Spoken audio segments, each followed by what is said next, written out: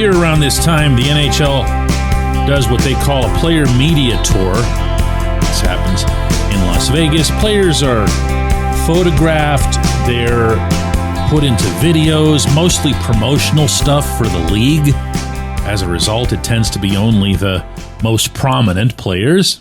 Sidney Crosby's participated in this in the past. He participated in this again yesterday, and he did an interview that, well, yeah, same crap narrative. Good morning to you. Good Wednesday morning. I'm Dejan Kovacevic of DK Pittsburgh Sports. This is Daily Shot of Penguins. It comes your way bright and early every weekday. If you're into football and or baseball, I also offer daily shots of Steelers and Pirates in the same place that you found this. I've gone on diatribes on this program more than once about the way the Canadian media operates, the lack of editorial veracity to a lot of what it is that they report, a big part of what they report. But more than that, it's the impact that it has on hockey fans in general that's outsized, for the simple reason that in the summertime, most U.S.-based outlets will have their hockey writers do other stuff. That's not the case at DK Pittsburgh Sports, where Taylor Haas is our full-time beat writer, 365 days a year covering the Penguins. But it is the case at almost everywhere else. Not an exaggeration on my part. It's just how it works, especially in this era of shrinking newsrooms in general. So the Canadian media is going to give the Canadian fans what it is that they want, and what they want is for Sid to finish somewhere north of the border, because there's nothing that screams more in the direction of Sid that you can win another cup like going to a country where they've done no such thing since 1993. But I digress. Sid was asked a couple of questions by a reporter from Daily Face-Off. Naturally, it had to do with trade speculation, which, the reporter, at least to his credit, acknowledged emanates from Canada. I'm going to read Sid's responses. There were two of them on this subject.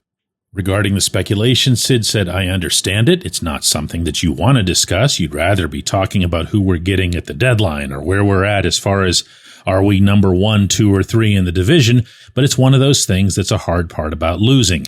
Everybody thinks that losing is the buzzer goes, you lose the game, and that sucks, but there's so much more than that. It's the turnover, it's the unknown, the uncertainty, question marks." End quote. Now, if you're a subscriber to DK Pittsburgh Sports, you will know that when Taylor interviewed Sid in San Jose late last season, Sid told her virtually the same thing. In fact, he even used some of the same words. He said, quote, "The difficult part of losing," end quote, "is the, quote, trickle-down effect that comes with that. That's the way it is. I know that all my energy and all my focus is toward helping us and doing the best we can," end quote. No news was made here. Now, going back to yesterday and the interview with Daily Face-Off, Sid said that if the team struggles, it doesn't change my approach. I still go out there trying to win every single game and be the best I can be. And I think that youth and having that energy around you isn't a bad thing either. We've got a lot of hungry guys, a lot of competition for spots, so you just try to find different things that you can feed off of and still continue to learn through it, end quote. Well, this wasn't enough for some. Another outlet and another reporter, neither of whom will ever be referenced on this show, got in touch with Pat Brisson, Sid's agent, and got Brisson to say things along the lines of how he thinks of Sid as Tom Brady and how there's always a chance that he could play somewhere else. And that, of course, hijacks not only the original story, but also the headlines. He then reaches out to Kyle Dubas, who in all bluntness had no business even responding to this, since again, Sid said nothing different than what he told us in San Jose. But then Dubas goes ahead and reiterates his stuff about the importance of youth and building towards something and the urgency and how we feel it and everything else. Listen, my friends, I'm going to cut through all of the BS here, okay? And there was plenty of it in this scenario. And I'm going to reiterate for you what I've been saying for months now, even in the face of criticism from people who regularly listen to this program. And that's this. The goal of the 2025-26 Pittsburgh Penguins is to make the playoffs. It's to do it in a way that incorporates youth at a level that wasn't going to be possible with any resistance from Mike Sullivan, hence Sullivan's gone.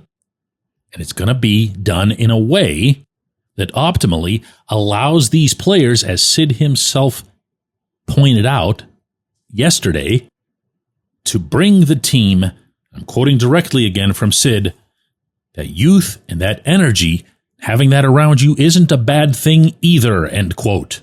I have stressed to you guys up, down, and sideways now for 2 full years that the core guys, Sid, Yevgeny Malkin, Chris Letang, the main guys, have still been either very good players or, in Sid's case, an excellent player for the most part, and that what has dragged this team down and what has dragged the individual outcomes down by and large has been just a general lethargy. I've pinned a lot of what's gone wrong in general on the goaltending. I feel that's fair. But I also feel like having a bunch of, Nola Charis and Matt Nietos and whatever was doing nothing. It's that in-between land that was there in large part because of Sullivan, but also, Dubas not really taking a stand on this until after this past season. What's been needed all along is a fire around the captain, around the core. No, you can't build on them. They aren't exactly of the age to be doing that. But you sure as hell can make a season or two out of it. Just don't tell any media person in Canada that, because it doesn't fit with what it is that they need to go along with the narrative, which incidentally, that reporter in this story stated was an outlook that the Penguins are going to be one of the 3 worst teams in the National Hockey League this coming season. I'm sorry, that's just not paying attention to anything, including the actual hockey that gets played. That would have been time better invested, as well as maybe hiring an editor since they referred to Crosby as Cosby in the article. When we come back with J1Q. Hey guys, if you're planning to see a concert or a Penguins game, once the NHL season starts, use the GameTime app to get your tickets. You can snag new ticket deals before anyone if you set it into app alerts. The app is easy to use. No surprise fees at checkout. You can see your seat view before buying, and you're getting legit tickets delivered on time. If you're not much of a planner, you can get last-minute deals on tickets right up to the start of an event. Lowest price guaranteed, or GameTime will credit you 110% of the difference. Download the GameTime app and enter the code DK Penguins in your app profile for $20 off your first purchase.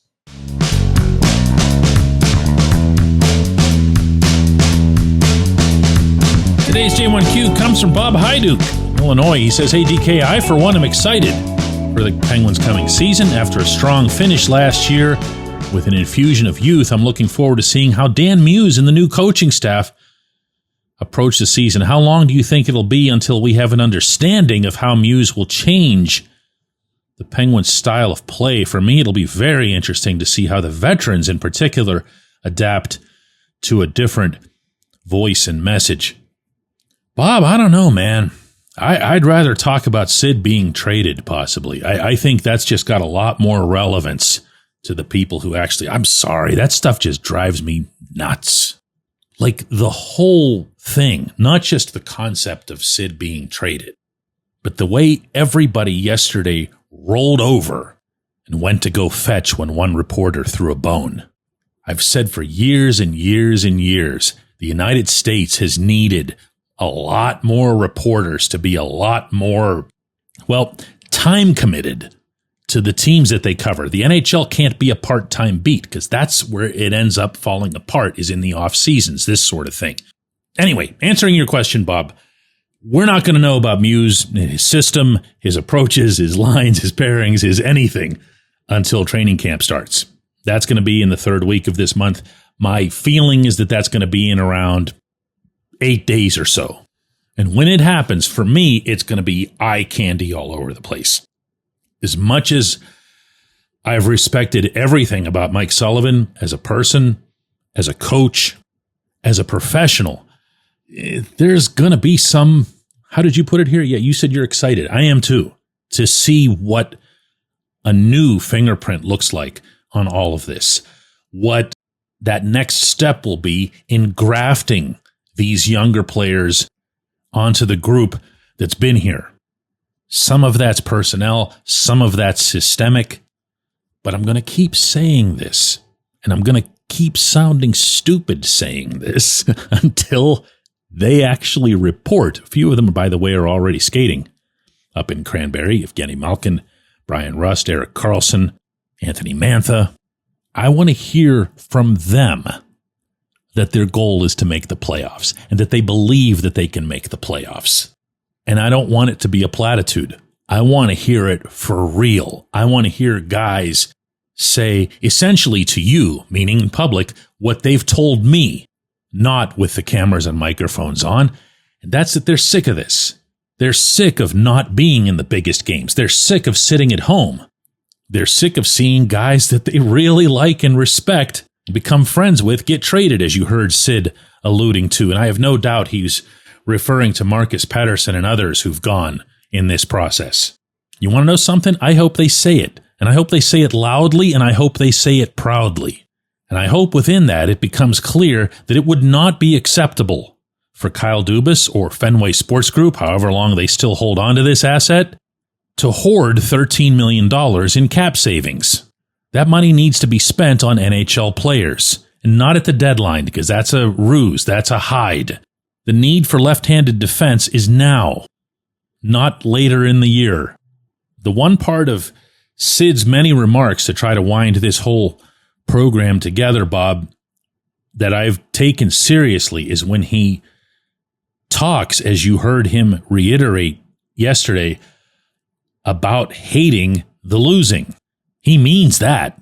He wants to change that. And maybe that's what his agent yesterday was getting at clumsily in trying to support that specific stance to put some kind of pressure on Dubas or the ownership to do more. And that should be taken seriously. Nobody benefits from an unhappy Sidney Crosby in Pittsburgh, whereas everybody, as I've been stressing again and again and again and again, benefits from the team getting good again. Contrary to what the dude wrote in his interview with Cosby yesterday, that doesn't exactly align with finishing bottom 3 in the league and hoping for Gavin McKenna. I appreciate the question, Bob. I appreciate everybody listening to Daily Shot of Penguins. We're going to have another one of these tomorrow.